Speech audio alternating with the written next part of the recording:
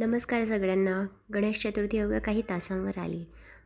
मी आज बनवणार आहे पंचखाद्य, गणपती बाप्पाचा आवडता प्रसाद. चला तर मग बघूया. पंचखाद्य हे 5 ख अक्षरापासून सुरू होते. खडी साखर, खारीक, खोबरं, खसखस आणि खवा. तर आपण हे 5ही ख अक्षरापासून सुरू होणारे जिन्नस वापरून छानपैकी पंचखाद्य बनवणार आहोत. सगळ्यात पहिल्यांदा हे सगळे मिश्रण आपल्याला भाजून घ्यायचे आहे, जेणेकरून त्यातील थोडासा कच्चापणा निघून जातो आणि प्रसाद टिकण्यास मदत होते. सगळ्यात आधी तुम्ही खारीक पावडरही वापरू शकता. मी इथे खारीक सोलून घेतल्या आहेत, त्यातल्या बिया वेगळ्या केल्या आणि खारीक स्वच्छ करून घेतलेली आहे. आता हे सगळे जिन्नस आपण मीडियम आचेवरती, मंद आचेवरती भाजून घेणार आहोत. चला करूया सुरुवात. सगळ्यात आधी मी कढई गरम करायला ठेवली आहे. कढईत मी खसखस टाकली आहे. खसखस सगळ्यात आधी परतवून घ्यायची, जेणेकरून ती फार जळणार नाही. मग तिचा रंग बदलूपर्यंत मी खसखस छान परतवलेली आहे. आता याच कढईमध्ये मी खोबरं परतवून घेणार आहे.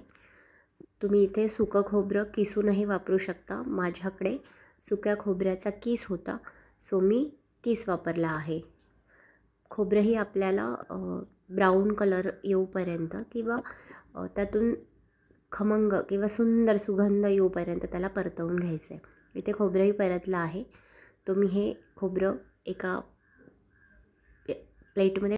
याच कढईत आपल्याला खारीक परतायची आहे. खारीक परताना थोडंसं तूप टाकायचं, जेणेकरून खारीक लवकर छान परतते, तिचा कलरही छान राहतो आणि ती मिक्सरमध्ये दळताना छान बारीक होते.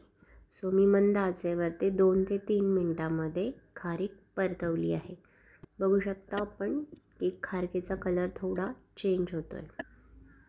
आपण खारीक चांगली तुपामध्ये परतवल्यानंतर ती काढून घेणार आहोत, जेणेकरून आपल्याला तिला मिक्सरमध्ये बारीक करून घेता येईल. याचप्रमाणे मी खवा जो आपण बाजूला काढून ठेवला होता तो पण परतवणार आहोत. मी फ्रीजमध्ये खवा स्टोअर करायला ठेवला होता, तो थोडा कडक झाला आहे. थोड्याच वेळात खवा हा नरम व्हायला सुरुवात होईल. तुमच्याकडे जर खवा नसेल तर तुम्ही गव्हाचं पीठ छान तुपावरती भाजूनही वापरू शकता. बघा, हा खवा थोडा बारीक करून घेतला आहे मी, जेणेकरून तो व्यवस्थित परतवावा. खूप जास्त परतवायचा नाही आहे, त्यातला कच्चेपणा फक्त कमी व्हावा इतकाच आपल्याला खवा परतवायचा आहे. खवा असतानासुद्धा हा नैवेद्य आपला 7 ते 8 दिवस व्यवस्थित राहतो. बाहेरही ठेवू शकता तुम्ही किंवा तुम्ही फ्रीजमध्येही ठेवू शकता. ह्याच पंचखाद्य नैवेद्याचे आपण मोदकही बनवू शकतो, जेणेकरून हेच सारण वापरून किंवा यात अजून थोडा खवा ॲड करून आपण त्यामध्ये उकडीचे मोदक किंवा तळणीचे मोदकही आपल्याला बनवता येऊ शकतात. खवा गरम होतो आहे तोपर्यंत आपण खारीक आणि खडीसाखर बारीक करून घेऊयात. खारीक आणि खडीसाखर टाकल्यामुळे खारीक ही चांगली बारीक होते. तुम्ही बघू शकता, मी फार जास्त बारीक नाही केली आहे. त्याचबरोबर आपण खोबरं, खसखस आणि जी आपण आधी बारीक करून ठेवलेली खडीसाखर आणि खारीक पावडर होती, हे सगळं आपण एकत्रित एकदा मिक्सरला फिरवून घेणार आहोत, जेणेकरून त्याचे फ्लेवर्स सगळे उतरतील प्रसादामध्ये. अशा प्रकारे आपलं मिश्रण छान दळून झालं आहे आणि आपलं पंचखाद्य नैवेद्यही ऑलमोस्ट तयार आहे. हे सगळं मिश्रण मी एका वाटीत काढून घेते, जेणेकरून आपल्या पुढच्या 8 दिवसासाठी खिरापत किंवा प्रसादासाठी आपल्याला याचा वापर होणार आहे. अतिशय सुगंध येतो आहे ह्या सगळ्या प्रसादामधून, मन तृप्त होतं.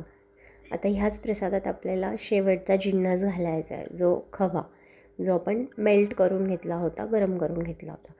तो पण छान असा तयार झाला आहे तो खवा आपण व्यवस्थित मिश्रणाला लावून घ्यायचा आहे. खवा छान मिश्रणाला लागल्यानंतर त्यामध्ये आपण वरतून थोडंसं गार्निशिंगसाठी खडीसाखर टाकणार आहोत. हळूहळू आपण मिश्रण मिक्स करायचं आहे. बघू शकता तुम्ही छान आपला नैवेद्य, पंचखाद्य नैवेद्य तयार झाला आहे, ज्याची सुरुवातच ख अक्षरापासून होते. असे सगळे छान पारंपरिक जिन्नस वापरून आपण हा नैवेद्य तयार केला आहे. बघू शकता तुम्ही त्याचं टेक्स्चरही फार छान आलं आहे.